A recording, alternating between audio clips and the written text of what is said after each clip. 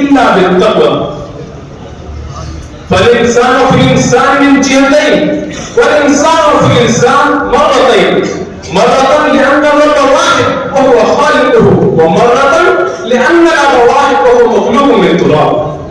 فهم سواسية كأسنان المشط، لا فرق بين بني البشر عنصرا وجنسا بيتا وأسرة بلدا ووطنا والشعبا ولغة، وجعل الدين الإسلامي حقا مشاعا وثروة مشتركة لجميع الأمم والشعوب والعناصر والأجناس والأسر والبلدان والبلاد والأوطان.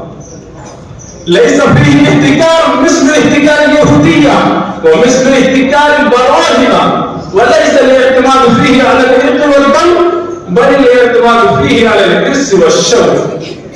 فهذا المبدأ الإلهي الأساسي لدليل قاطع على كونه دينا لجميع الخلق، أنزله الله من فوق سبع سماوات وارتضاه لعباده. أيها السادة، إن اليهود اعتمدوا على العنصرية والجنسية، فافتروا على الله قائلين قالوا لن تمسنا النار إلا أياما معدودات، وادعوا لأنفسهم أنهم أبناء الله، ونسوا أنهم نقضوا العهد ونقضوا الميثاق، وقتل بعضهم بعضا وسفك بعضهم دماء بعض.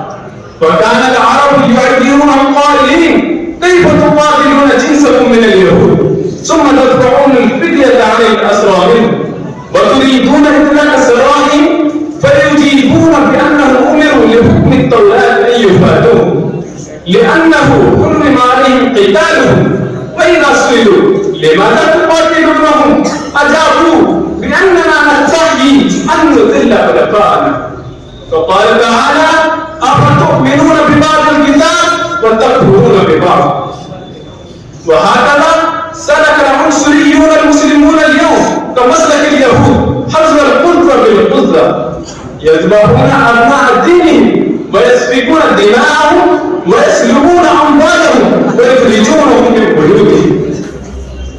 الإسلام لا يعرف الأحزاب إلا حزب الله وحزب الشيطان.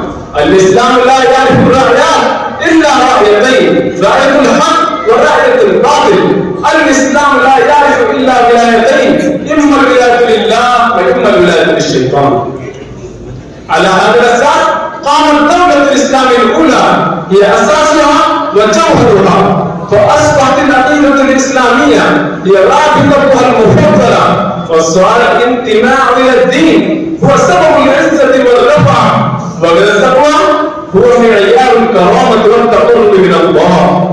اللهم احفظنا من الشكاك والنفاق والعصبية والعنصرية، وصلى الله على خير خلقه والحمد لله رب العالمين، وآخر دعوانا الحمد لله رب العالمين. السلام عليكم ورحمة الله.